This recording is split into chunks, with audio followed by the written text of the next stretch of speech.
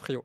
Avoue que c'est ça. Alors Tu es voilà. rentré du boulot, tu as regardé Bernard Friot. Donc voilà, ton hypothèse, c'est je suis rentré du boulot, j'ai regardé Bernard Friot et d'un seul coup, Ouais, comme ça. je suis Et tu as passé de Sarkozy à Bourdieu et tout ça, tu vois. après Tu tu es vois, descendu, tu es en allé dans regardant la Friot. libraire, tu sais ta librairie anarchiste de ta ville là et tu as acheté plein de bouquins sur Karl Marx, sur Lénine et tout ça et tu as tout C'est lu dans ça, la nuit et au matin, tu étais quelqu'un de nouveau, grâce à c'est ça, Bernard c'est Friot. ça. Et en fait, alors je vais te dire, c'est un truc trop drôle parce que, en fait, c'est la fac de droit qui m'a radicalisé. Parce que OK. moi, tu sais, moi je suis tranquillou. Bon, mon père est ouvrier, ma mère elle est fonctionnaire, mais fonctionnaire catégorie C, tu vois, donc fonctionnaire les moins payés, tu vois. Et moi j'arrive en droit, je me dis oh ouais c'est prestigieux, c'est cool et tout. Et salut gamer du dimanche, je suis heureux de dire que je rejoins le club du chaume du. Bah moi ça va bientôt être le cas Oh! aussi, sauf si je réussis à trouver des financeurs. Donc n'hésitez pas à me financer dès le mois de septembre. Bref. Donc je disais, ouais, je suis arrivé en droit. Et j'arrive du coup avec 800 personnes, je crois. Genre en première année de licence, c'était 800. C'était dans un amphithéâtre complet et tout. Puis au fur et à mesure, évidemment, les gens se barrent. Mais ce qui est rigolo, c'est comment les gens se barrent, justement. C'est-à-dire que nous, au départ, on était un petit groupe de 6, tu vois, avec des origines sociales similaires, tu vois. Il y avait, je crois que j'étais avec une fille de boulanger, des trucs comme ça. Et puis finalement, au fil du temps, tu vois, on réduit. Et à la fin de la première année, on n'était plus que 2 sur les 6. Et en vrai, au niveau de l'amphi, c'était pareil. C'est-à-dire que en deuxième année, t'es 200, en première année, t'étais 800, tu vois. Donc en fait, tu réduis énormément. Et là où Bourdieu est très fort, c'est que, en fait, la sélection sociale, elle se fait à ce moment-là, tu vois. Genre, ce qui restait, c'était très majoritairement des enfants d'avocats, de notaires, de médecins, donc petite bourgeoisie libérale, tu vois. Profession libérale, CSP+, tout ça. Il y avait des enfants de profs, évidemment, ils sont partout. Mais voilà, donc il y avait tout ça. Et puis, moi, entre ma première et ma deuxième année, je dois aller bosser parce que j'ai envie de commencer à faire des vidéos, tu vois. Et donc, je vais travailler et je fais ce que ma classe sociale me dit de faire, c'est-à-dire, je fais du travail La à la chaîne. vulgarisation. Non. Bah Tu fais de la non, vulgarisation au travail à la chaîne? non, je fais pas du tout de la vulgarisation, je fais du travail à la chaîne, tu vois. En fait, mon boulot, c'était, j'avais une pile de linge de 80 kilos qui arrivait sur mon côté, tu vois. Ah pardon, j'ai pas su pardon, oui. Non, en fait, je bossais pour ensuite pouvoir me payer le PC qui allait me permettre de monter les vidéos, tu vois. Je pensais que tu avais eu une tech à la rase en disant: «Je vais devenir vulgarisateur sur internet Non, non. pour expliquer», Mais ah non, non, mais tu avais vraiment tu as fait je l'usine, pouvais pas, comme j'étais un grave con. prolo, C'est ça, donc j'ai fait un peu l'usine comme un prolo. Alors, c'était une usine publique en plus, hein. Oui, sachez que chez les fonctionnaires, il y a aussi des boulots de merde. Et donc là, en l'occurrence, c'était de la blanchisserie. Donc j'avais une pile de 80 kilos de linge qui arrivait, des draps, emmêlés, évidemment, les uns avec les autres, encore mouillés, parce que forcément, ils venaient de passer à la machine, et fallait les mettre dans une machine devant soi, pour qu'ensuite, ils soient repassés par une machine automatique aussi. Donc en gros, mon boulot de 9 à 17, tu vois, c'était de mettre des putains de draps dans une machine qui pouvait évidemment me péter la main à n'importe quel moment, parce que quand t'as fait ça 1 heure, être concentré sur les draps, bah c'est plus le cas, tu vois. Et moi j'ai fait ça 1 mois et demi. ouais. Donc bon, c'est pas ouf ouf. Et du coup, donc je vis ces 1 mois et demi là. Moi, à l'époque, j'étais sarkozyste, mais là, je me rends compte que ça va pas du tout, tu vois. Leur histoire d'aller délocaliser des trucs. Moi, je vois des collègues qui venaient de chez Bosch, parce que moi, je suis de Beauvais, et à Beauvais, il y a eu un gros licenciement chez Bosch il y a une dizaine d'années, une quinzaine d'années maintenant. Et en fait, les licenciés de chez Bosch, du coup, ils se retrouvent un peu partout. Tu vois, et c'est pareil, c'est des années de galère pour eux, d'aller essayer de retrouver un boulot. Il y a certains de leurs collègues qui s'étaient suicidés et tout. Enfin, tu vois, la flexibilisation du marché. Là, hein, on dit comme ça, la flexibilisation. Ouais, ça se comprend. Bref, du marché du travail, nous, quand tu la vis en vrai, quand tu Ouais. vois les gens qui l'ont vécu, tu te dis, ouais, c'est peut-être pas si ouf, déjà. Donc déjà, j'étais, tu vois, un peu pas serein sur mes convictions de l'époque.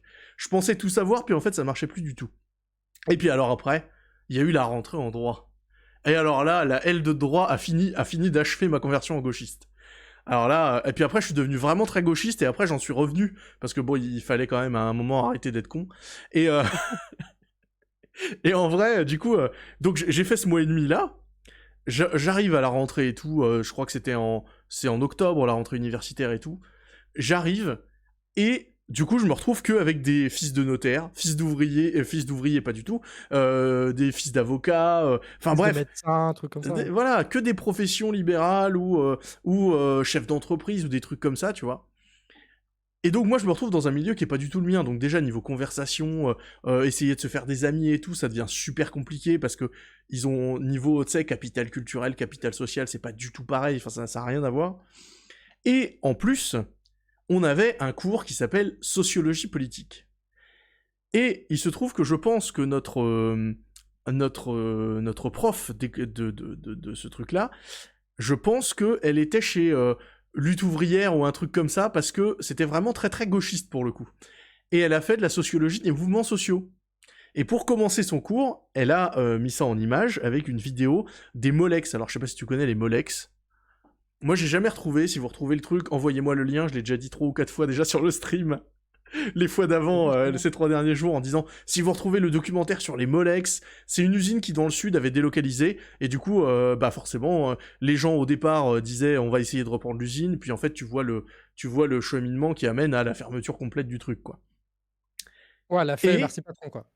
ouais, c'est un peu ça, mais là c'est vraiment le côté défaitiste, quoi. À l'époque, Merci Patron OK. était pas du tout sorti, c'était 2012, ouais c'est 2012, tu vois. Et donc Merci Patron est pas sorti. On a un truc vraiment défaitiste devant nous, avec des gens qui vraiment perdent leur vie, quoi, tu vois. Leur vie est détruite, tu vois. Et la seule chose que les gens qu'il y a dans l'amphi font, c'est ils rigolent, parce que, en fait, le type qui représente les ouvriers, il a des dents qui sont jaunes. Il s'accroche à ça, ouais. Mais ouais, Bégodeau, il en parle ça de l'attachement esthétique de Trump, son plus gros défaut, c'est d'être moche et d'avoir des cheveux orange. C'est pour ça que Zemmour, il est bien, c'est pour ça que Le Pen est bien. C'est que tu as une vraie approche esthétique du méchant et des gentils, quoi, là-dedans. La C'est pour ça bourgeoisie, qu'Obama, il est cool. c'est ça, c'est la bourgeoisie. C'est la bourgeoisie.